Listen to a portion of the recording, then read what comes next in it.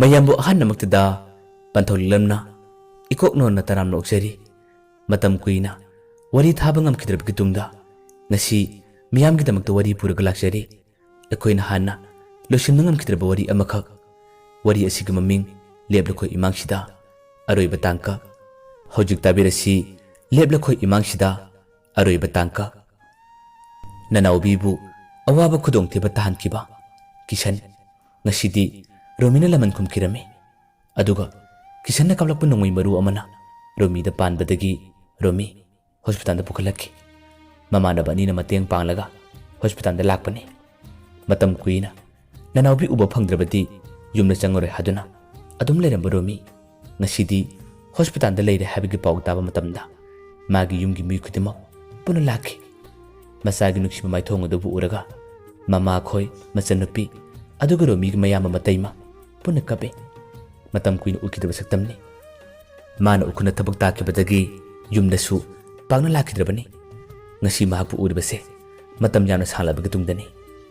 romi ga nanaubi gadi paw khara phaunaba hokre nanaubi na video call trollaga wari sanaba matamda romi gi yumgi mishing punna wari sanaba yauki nanaubi gi maithong adu uba matamda su romi gi yumgi mishing punna harorame mangkhre hatun lermlaba nupi amana asumna thoroklaga wari saba matamda makhoi kudimak punna pele romi gi mama amadi matai manasu nanaubi bu yumda lao haduna toina harami nanaubi gi makhong yadaba magi oirba phim kudimak punna khanglabani matam kuina wari sadbagi tungdadi nanaubi gi mane ngasidi romi shole habigi paw taba matamda maksu hospital da laame hospital da lakka matamdani romina magi nusi jabi nanaubi da harami nanaubi kanano malae yengira nanaubi su kanano romina kume kana manbage atai kana sunateda matam khudimakta nangidamak yamna wajarakpa nangidamak yamna khanjarakpa nakhoi ineni wahidu tabada nanaubi pakatpoi kariyoi ai phone thamage hare romina kume thamba yaroye inega wari sanose wai se haraga romina maneda phone pirame manesu phone do yeluba matamda video call da nanaubi ga maithong du urame maithong du ubadagi manedo wa mata ngang ngamdre mamitagi mapi tana adum kappa hore matam kuina ukidrabani nanaubi mangkhra dun leikhrbani adubu ngasidi asumna wari saragleramba paw phonramba kaya asida manedo harawbanu su kamtengi yamasu penjarame maneduna harami ibema nanaubi karigino asukkiba matam ase nangna khoi mayam gi banaktagi lotliba nathaidaga leiriba nahak nangi pabung amadi aigidama kari mata khandabra nanaubi su kamna khume ine ai nukti nubi khudingi pabung amadi inegidama yamna khalle adubu matangna matamna tanjana khudima oikba ngaktani manena khume kari tanja kari matang nang udabada nahaki pabung se nukti nubi khudingi yu thalga leli aduga nangu nusi jabro misu asumna wana leiriba kayase nang khudima khanglaba natra nanaubi na khume ine ai lankhe adubu aisu yumda lakningi lakpagi thona lakpagi bangal amata phawba leikhdabadagi aina lakhidabani ine manena makhume nangidama kari watkani nang lao nahaki pabungdasu aina paw pigani romi gi wari khudimak magi oirba matau khudimak nang paw taraba natra nanaubina ai maga wari sanabadi matam khara kuire ine kaino mi yengoto wai se haraga magi video camera do khara lama thame aduga satpa ngamdraba magi ye thamgi makhong adubu maneda uhalame khong adu uba matamdani manedo kanna kablai ibema nanaubi kaino tori matau sibo asibu kari matau no nanaubi na khume ine asi aigi laibakini aigi mapokini saichu asigi matengna ai khara khong thang sali kari mata khalunuda ai yamna thuna inega nakta laane ai ngasi se babung inega da phone to khalamani asumna wari sanaba phangmase ai yamna harawi yamna pele ngasima ai bu lobu lakpiyo Manena khumi lakani yam thuna lakani asumna wari khara sarabga tungdadi phone thamlame manena Romi dharame ibungo Romi nangbu thudokpu khudong thiba tawdraba natra Romi na khumi hoi ine karimta tawdre manena harame ngasi se yamsu nungai yamsu harawe ai yumna yamna thuna halage nanaubi do ngasi ma lobu chalurage Romi ga mama na khumi imo nupi lobu chapado ekhosu lake Romi gi masan nupi amadi matai masu lake harame manedana khumi yaranida ibema gi mapabung duga aiga chalurage Romi gi mama amadi matai mekhoni yaramde makhosu lakani harame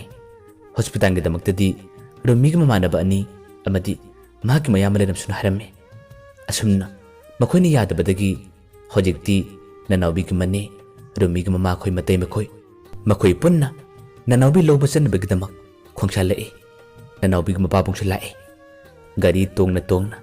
nanaubi gi mapabung do mahaki masan nupi nanaubi bu solaga adum kabe marak tasu masan nupi da phone torame ibema ekho yorakadore nang posai khudimo loslaga leramo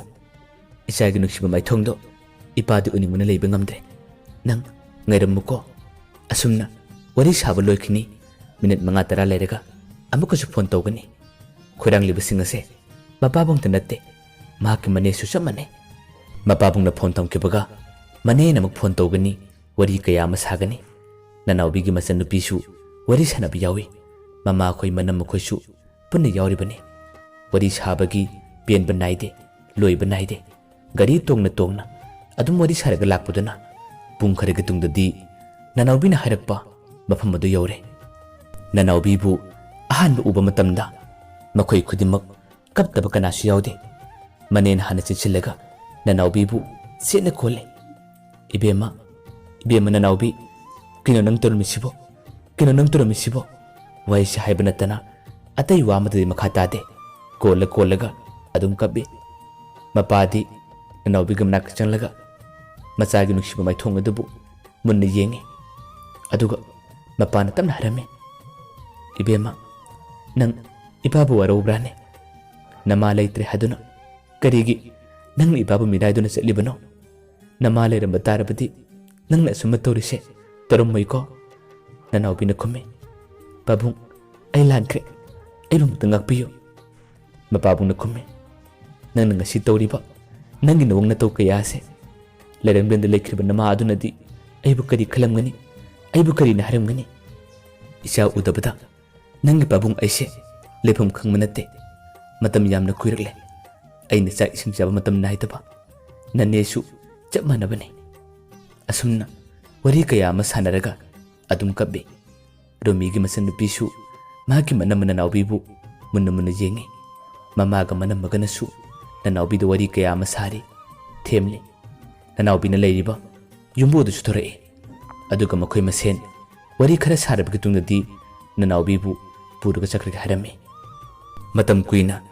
nanaubi ga sumpulaga lerakpanina yumbu matai manau ani dusu nanaubi pukrga haba matamda thawaya manungaramde makhoi su kabbe yumbu aduga nupi aduna nanaubi ga manaka tamma changi aduga nanaubi ga mai thongbu nusini yelaga tamna harame bem ngasidi nangi babung khoina nakpu lobu lakle chalo nanga asengmani yum lamdamda ngasidi yawro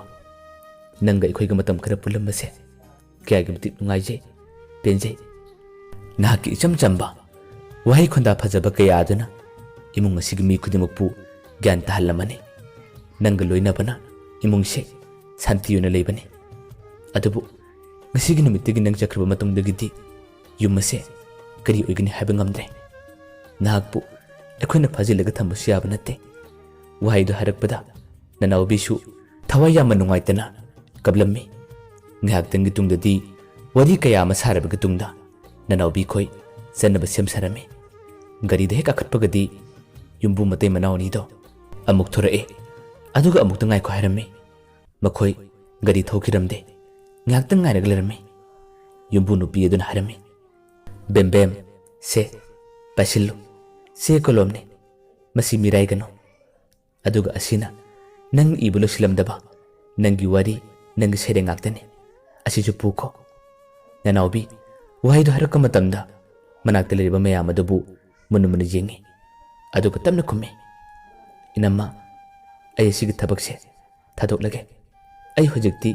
ꯌꯨꯝꯗ ꯍꯜꯂꯒꯦ ꯅꯨꯄꯥ ꯑꯗꯨꯅ ꯑꯃꯨꯛ ꯈꯨꯝꯃꯤ ꯌꯥꯗꯦ ꯑꯗꯨꯒꯨꯝꯕ ꯈꯟꯒꯅꯨ ꯅꯪꯒꯤ ꯁꯩꯔꯦꯡ ꯅꯪꯒꯤ ꯂꯥꯏꯔꯤꯛꯁꯤꯡ ꯃꯐꯝ ꯈꯨꯗꯤꯡꯃꯛꯇ ꯃꯤꯅ ꯌꯥꯝꯅ ꯄꯥꯝꯅꯔꯕꯅꯤ ꯅꯍꯥꯛ ꯑꯃꯅ ꯇꯨꯃꯤꯟ ꯂꯩꯈꯤꯕꯁꯦ ꯌꯥꯝꯅ ꯆꯥꯎꯅ ꯃꯥꯡꯖꯕꯅꯤ ꯍꯣꯠꯅꯈꯣ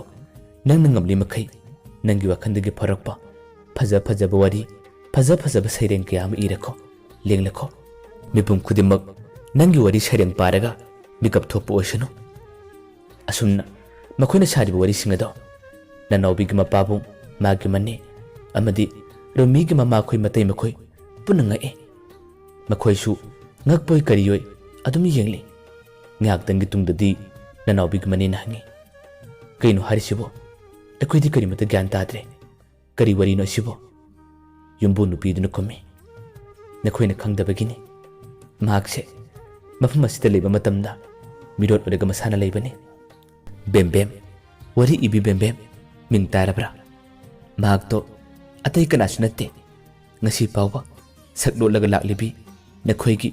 ꯌꯥꯝꯅ ꯇꯥꯡꯅ ꯐꯪꯖꯕ ꯅꯔꯟ ꯅꯅꯥꯎꯕꯤ ꯑꯁꯤꯅꯤ ꯋꯥꯍꯩꯗꯣ ꯍꯥꯏꯔꯛꯄꯗ ꯃꯈꯣꯏ ꯈꯨꯗꯤꯡꯃꯛ ꯉꯛꯄꯅ ꯀꯩꯅꯣꯝꯃ ꯇꯧꯔꯝꯃꯤ ꯃꯄꯥꯕꯨꯡꯅꯁꯨ ꯍꯥ ꯀꯩꯅꯣ ꯍꯥꯏꯔꯤꯁꯤꯕꯣ ꯑꯁꯤꯕꯨ ꯑꯆꯨꯝꯕ꯭ꯔꯥꯅꯦ ꯌꯨꯝꯕꯨ ꯅꯨꯄꯤ ꯑꯗꯨꯒ ꯅꯨꯄꯥ ꯑꯗꯨꯒꯅ ꯃꯥꯅꯤ ꯊꯥꯒꯤ ꯆꯦꯐꯣꯡ ꯈꯨꯗꯤꯡꯃꯛꯇ ꯃꯥꯒꯤ ꯃꯔꯝꯗ ꯄꯥꯎ ꯀꯌꯥ ꯑꯃ ꯌꯥꯎꯔꯕꯅꯤ ꯑꯗꯨꯒ ꯍꯟꯗꯛ ꯏꯀꯨꯏ ꯀꯨꯏꯗꯅ ꯃꯍꯥꯛꯀꯤ ꯏꯟꯇꯔꯚ꯭ꯌꯨ ꯂꯥꯛꯑꯒꯅꯤ ꯅꯅꯥꯎꯕꯤꯁꯦ ꯌꯥꯝꯅ ꯇꯥꯡꯕ ꯂꯟꯅꯤ ꯃꯍꯥꯛꯀꯤ ꯑꯄꯥꯝꯕ ꯑꯅꯤꯃꯛ ꯈꯨꯗꯤꯡꯃꯛ ꯁꯄꯣꯔꯠ ꯇꯧꯕꯤꯌꯨ ꯅꯣꯡꯃ ꯅꯠꯇ꯭ꯔꯒ ꯅꯣꯡꯃꯗꯤ ꯃꯤꯄꯨꯝ ꯈꯨꯗꯤꯡꯃꯛꯅ ꯃꯍꯥꯛꯀꯤ ꯃꯃꯤꯡꯇꯕꯨ ꯇꯞꯇꯅ ꯁꯨꯅꯔꯛꯀꯅꯤ ꯑꯁꯨꯝꯅ ꯌꯨꯝꯕꯨ ꯃꯇꯩ ꯃꯅꯥꯎ ꯑꯅꯤꯗꯨꯅ ꯍꯥꯏꯔꯤꯕ ꯋꯥ ꯀꯌꯥꯗꯣ ꯇꯥꯕꯗ ꯃꯈꯣꯏ ꯈꯨꯗꯤꯡꯃꯛ ꯄꯨꯟꯅ ꯄꯦꯟꯖꯔꯝꯃꯤ ꯍꯧꯖꯤꯛꯇꯤ ꯋꯥꯔꯤ ꯁꯥꯕꯁꯨ ꯂꯣꯏꯔꯦ ꯅꯅꯥꯎꯕꯤ ꯃꯈꯣꯏ ꯄꯨꯟꯅ ꯌꯨꯝꯗ ꯂꯥꯛꯑꯝꯃꯤ ꯃꯇꯩ ꯃꯅꯥꯎ ꯑꯅꯤꯗꯨꯗꯤ ꯊꯋꯥꯏ ꯆꯥꯛꯅ ꯆꯠꯂꯣꯀꯣ ꯅꯨꯡꯉꯥꯏꯅ ꯂꯩꯔꯨꯔꯣꯀꯣ ꯋꯥꯍꯩꯁꯦ ꯍꯥꯏꯕ ꯅꯠꯇꯅ ꯀꯔꯤꯃꯠꯇ ꯎꯄꯥꯏ ꯂꯩꯇ꯭ꯔꯦ ꯇꯨꯃꯤꯟꯅ ꯂꯩꯍꯧꯔꯝꯃꯤ ꯑꯁꯨꯝꯅ ꯅꯅꯥꯎꯕꯤ ꯃꯈꯣꯏ ꯄꯨꯟꯅ ꯂꯥꯛꯄꯗꯨꯅ ꯅꯨꯃꯤꯗꯥꯡꯋꯥꯏꯔꯝꯒꯤ ꯃꯇꯝꯗ ꯌꯨꯝ ꯌꯧꯔꯛꯏ ꯂꯩꯀꯥꯏꯒꯤ ꯃꯤꯑꯣꯏ ꯀꯌꯥ ꯑꯃꯁꯨ ꯅꯅꯥꯎꯕꯤ ꯌꯨꯝꯗ ꯂꯥꯛꯂꯦ ꯍꯥꯏꯕꯒꯤ ꯄꯥꯎ ꯇꯥꯕ ꯃꯇꯝꯗ ꯍꯔꯥꯎꯅ ꯅꯅꯥꯎꯕꯤꯒꯤ ꯌꯨꯝ ꯇꯝꯅ ꯃꯥꯕꯨ ꯌꯦꯡꯕ ꯂꯥꯛꯏ ꯅꯨꯡꯁꯤꯕꯤꯕ ꯀꯅꯥꯒꯨꯝꯕꯁꯤꯡꯅꯁꯨ ꯅꯅꯥꯎꯕꯤꯕꯨ ꯎꯕ ꯃꯇꯝꯗ ꯃꯤꯠꯇꯒꯤ ꯄꯤ ꯇꯥꯕꯁꯨ ꯌꯥꯎꯏ ꯃꯥꯒꯤ ꯃꯈꯣꯡ ꯌꯥꯗꯕ ꯃꯥꯒꯤ ꯃꯈꯣꯡ ꯉꯝꯗꯕ ꯀꯌꯥ ꯑꯗꯨꯒꯤꯗꯃꯛꯇꯁꯨ ꯅꯨꯡꯉꯥꯏꯇꯕ ꯀꯌꯥ ꯑꯃ ꯐꯥꯎꯅꯩ ꯃꯥꯅ ꯃꯈꯣꯡ ꯉꯝꯗ꯭ꯔꯕꯁꯨ ꯃꯥꯅ ꯇꯧꯔꯝꯂꯤꯕ ꯃꯥꯅ ꯄꯥꯡꯊꯣꯛꯂꯝꯂꯤꯕ ꯊꯕꯛꯁꯤꯡ ꯑꯁꯤꯒꯤꯗꯃꯛꯇ ꯃꯥꯒꯤ ꯃꯅꯦ ꯑꯃꯗꯤ ꯃꯄꯥꯕꯨꯡ ꯌꯥꯝꯅ ꯆꯥꯎꯊꯣꯛꯆꯩ ꯂꯩꯀꯥꯏꯒꯤ ꯃꯤꯑꯣꯏ ꯀꯌꯥ ꯑꯃꯁꯨ ꯑꯁꯨꯝꯅ ꯕꯦꯝꯕꯦꯝ ꯀꯧꯕ ꯅꯨꯄꯤ ꯑꯃꯒꯤ ꯋꯥꯔꯤ ꯃꯥꯒꯤ ꯑꯏꯕꯁꯤꯡ ꯄꯥꯕ ꯀꯌꯥ ꯑꯃ ꯌꯥꯎꯔꯕꯅꯤ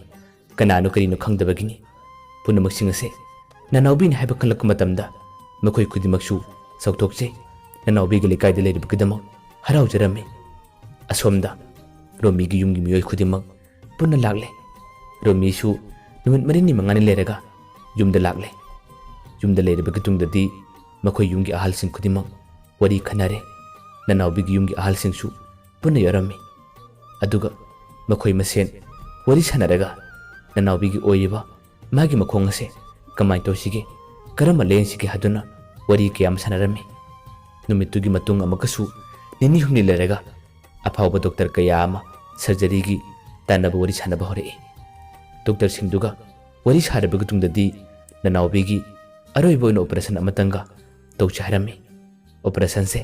ꯀꯔꯤꯒꯨꯝꯕ ꯃꯥꯏ ꯄꯥꯛꯄ ꯇꯥꯔꯒꯗꯤ ꯃꯍꯥꯛ ꯍꯥꯟꯅꯒꯨꯝ ꯆꯠꯄ ꯉꯝꯒꯅꯤ ꯍꯥꯏꯔꯛꯏ ꯄꯥꯎꯗꯨ ꯇꯥꯕꯗ ꯃꯈꯣꯏ ꯈꯨꯗꯤꯡꯃꯛ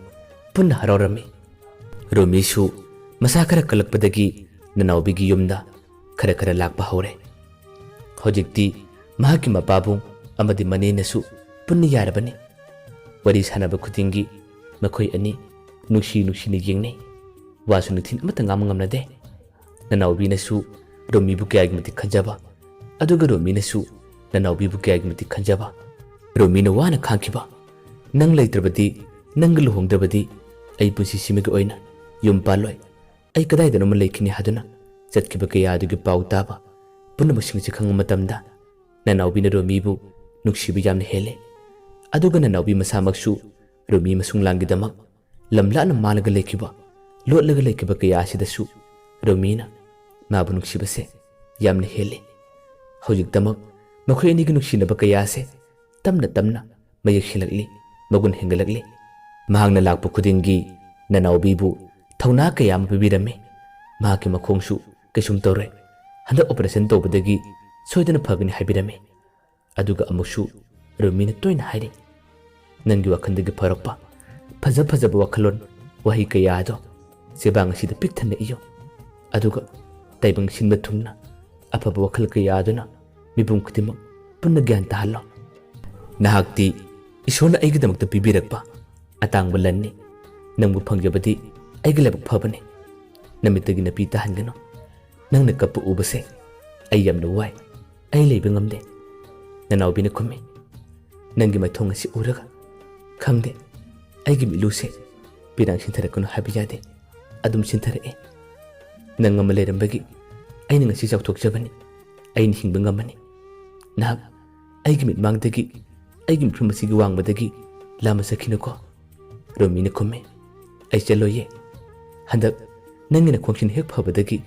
ꯑꯩꯈꯣꯏꯕꯥꯅꯤ ꯂꯨꯍꯣꯡꯂꯒꯗꯕꯅꯤ ꯑꯁꯨꯝꯅ ꯅꯨꯡꯉꯥꯏ ꯅꯨꯡꯉꯥꯏꯕ ꯋꯥꯔꯤ ꯀꯌꯥ ꯑꯃ ꯁꯥꯗꯨꯅ ꯅꯅꯥꯎꯕꯤꯕꯨ ꯊꯦꯝꯂꯤ ꯅꯨꯃꯤꯠꯇꯨꯒꯤ ꯃꯇꯨꯡ 10 ꯂꯩꯔꯒꯗꯤ ꯅꯅꯥꯎꯕꯤꯒꯤꯗꯃꯛ ꯑꯣꯄꯔꯦꯁꯟ ꯇꯧꯔꯝꯃꯤ ꯂꯥꯏꯕꯛ ꯐꯕ ꯍꯥꯏꯒꯗ꯭ꯔꯥ ꯑꯣꯄꯔꯦꯁꯟꯗꯣ ꯃꯥꯏ ꯄꯥꯛꯈꯤ ꯃꯍꯥꯛꯅ ꯆꯠꯄ ꯉꯝꯅꯕ ꯍꯣꯠꯅꯕ ꯃꯇꯝꯗꯕꯨꯗꯤ ꯊꯥ 2 ꯆꯪꯉꯤ ꯃꯥꯅ ꯊꯥ 2 ꯃꯅꯨꯡꯗꯁꯨ ꯐꯖ ꯐꯖꯕ ꯋꯥꯔꯤ ꯁꯩꯔꯦꯡ ꯀꯌꯥ ꯑꯃꯁꯨ ꯏꯈꯤ ꯀꯣꯟꯅ ꯊꯪꯅ ꯃꯍꯥꯛꯄꯨ ꯁꯣꯟꯅꯕ ꯃꯥꯒꯤ ꯃꯔꯝꯗ ꯋꯥ ꯍꯥꯏꯅꯕꯒꯤ ꯆꯥꯡ ꯌꯥꯝꯅ ꯋꯥꯡꯈꯠꯂꯛꯏ ꯕꯦꯝꯕꯦꯝ ꯍꯥꯗꯨꯅ ꯁꯛ ꯂꯣꯠꯂꯝꯕ ꯃꯤꯡ ꯂꯣꯠꯂꯝꯕ ꯀꯌꯥ ꯑꯗꯨ ꯉꯁꯤꯗꯤ ꯇꯞꯅ ꯇꯞꯅ ꯅꯅꯥꯎꯕꯤꯒꯤ ꯑꯁꯦꯡꯕ ꯃꯥꯏꯈꯨꯝ ꯍꯥꯡꯗꯣꯔꯛꯄ ꯍꯧꯔꯛꯏ ꯃꯥꯒꯤ ꯄꯨꯟꯁꯤ ꯋꯥꯔꯤꯒꯤ ꯃꯔꯝꯗꯁꯨ ꯉꯁꯤꯗꯤ ꯏꯟꯇꯔꯚ꯭ꯌꯨ ꯀꯌꯥ ꯑꯃ ꯃꯥꯒꯤ ꯌꯨꯝꯗ ꯂꯧꯕ ꯂꯥꯛꯏ ꯅꯅꯥꯎꯕꯤꯁꯨ ꯃꯥꯒꯤ ꯍꯧꯈꯤꯕ ꯋꯥꯔꯤ ꯀꯌꯥ ꯑꯃ ꯇꯠꯇꯅ ꯇꯝꯃꯤ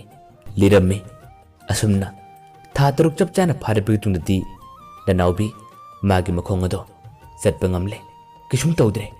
ꯑꯗꯨꯕꯨ ꯈꯖꯤꯛ ꯈꯖꯤꯛꯇꯪꯗꯤ ꯁꯦꯠꯂꯒ ꯆꯠꯂꯦ ꯃꯤꯅ ꯍꯦꯛ ꯌꯦꯡꯕ ꯀꯥꯟꯗꯕꯨꯗꯤ ꯈꯪꯗꯦ ꯃꯇꯝ ꯈꯔꯒꯤ ꯇꯨꯡꯗꯗꯤ ꯅꯅꯥꯎꯕꯤꯒꯤ ꯌꯨꯝꯒꯤ ꯑꯍꯜ ꯂꯃꯟꯁꯤꯡ ꯑꯃꯗꯤ ꯔꯣꯃꯤꯒꯤ ꯌꯨꯝꯒꯤ ꯑꯍꯜ ꯂꯃꯟꯁꯤꯡ ꯋꯥꯔꯤ ꯁꯥꯟꯅꯔꯦ ꯂꯨꯍꯣꯡꯕꯒꯤ ꯃꯇꯝ ꯐꯥꯎꯕ ꯂꯦꯞꯂꯦ ꯉꯁꯤꯒꯤ ꯅꯨꯃꯤꯗꯥꯡ ꯑꯁꯦ ꯅꯅꯥꯎꯕꯤ ꯑꯃꯗꯤ ꯔꯣꯃꯤꯒꯤ ꯂꯨꯍꯣꯡꯕ ꯅꯨꯃꯤꯠꯀꯤ ꯅꯨꯃꯤꯗꯥꯡꯅꯤ ꯔꯣꯃꯤꯒꯤ ꯃꯃꯥꯟꯅꯕ ꯑꯅꯤꯅꯁꯨ ꯌꯥꯝꯅ ꯆꯥꯎꯅ ꯃꯇꯦꯡ ꯄꯥꯡꯕꯤꯗꯨꯅ ꯁꯤꯟꯕ ꯂꯥꯡꯕ ꯀꯌꯥ ꯑꯃ ꯄꯨꯟꯅ ꯇꯧꯏ ꯂꯥꯛꯄ ꯃꯤꯑꯣꯏꯁꯤꯡꯒꯤꯗꯃꯛ ꯄꯦꯟꯅꯕ ꯃꯈꯣꯏꯒꯤ ꯋꯥꯈꯜ ꯅꯨꯡꯉꯥꯏꯅꯕꯁꯨ ꯀꯟꯅ ꯍꯣꯠꯅꯔꯝꯃꯤ ꯃꯌꯥꯝ ꯈꯨꯗꯤꯡꯃꯛ ꯄꯨꯟꯅ ꯆꯠꯅꯈ꯭ꯔꯦ ꯂꯨꯍꯣꯡꯕ ꯅꯨꯃꯤꯠꯀꯤ ꯅꯨꯃꯤꯗꯥꯡ ꯑꯊꯦꯡꯕ ꯅꯅꯥꯎꯕꯤ ꯑꯃꯗꯤ ꯔꯣꯃꯤ ꯀꯥꯗ ꯐꯝꯃꯤ ꯋꯥ ꯑꯃꯇ ꯉꯥꯡꯅꯗꯦ ꯅꯅꯥꯎꯕꯤꯁꯨ ꯏꯀꯥꯏ ꯏꯀꯥꯏꯅ ꯔꯣꯃꯤꯗꯤ ꯌꯦꯡꯉꯤ ꯔꯣꯃꯤꯁꯨ ꯋꯥ ꯑꯃꯇ ꯍꯥꯏꯕ ꯉꯝꯗ ikai ikai na nanaw bidi yengi mikup kharege tungda nanaw bida romina tamna harami ngaushina badama pa leitraba oktabada khamthenglaba aise nangaluina rubadagi nanga thengna badagi aigi puchise asumna ahungma kaya ma lakibani nahakti aigi lairambini aigi ishor gumbani nanaw bina romigi machinna mele adumna haigano tohoide nangdig ishorni ayhagna wa haijabada nangna tabibadagi ngasi asumna uiba phangmani farese thengle tumlese romina kumme ngasi ga ahingse tummoy se aigi tambaksida tamna ngatarao nangi maithongbu yengni yengna loinai da bori kayama aina nangonda sagani mamangai thokiba nangai gi wari kaya dabu nixing nixing ahing ngasimadi adum nongan krisano nanaw bisu romina haibu waru taba matamda romi da muni yengi romina tamna nanaw bibu magi tampakta ngathalami romina hadakti mamittagi mapitana tamna hare ngasigi numise tasenga thajade asumna oigni habase ai ga thajabagi wangmadani asagi wangmadani mikumsi phawa ai de manglani khalle nanaw bina tamna kumme yarase to oba kari gi pi taribano pi tanganu se nasidi haraw ga dabanu minni nangna pi tabase ai yeng ngam deba wai se haraga romi gi mitte gi tarba pi adubu te thokpirame aduga makhatan harame se engon muni jelao ai keno ma haigeba engon jelao wai se haraga nanaw bina romi bu nuksine konsilame mayamba aroibada ꯄꯟꯊꯨꯔꯂꯣꯟꯒꯤ ꯃꯥꯏꯀꯩꯗꯒꯤ ꯑꯃꯨꯛ ꯍꯟꯅ ꯈꯨꯔꯨꯝꯖꯔꯤ꯫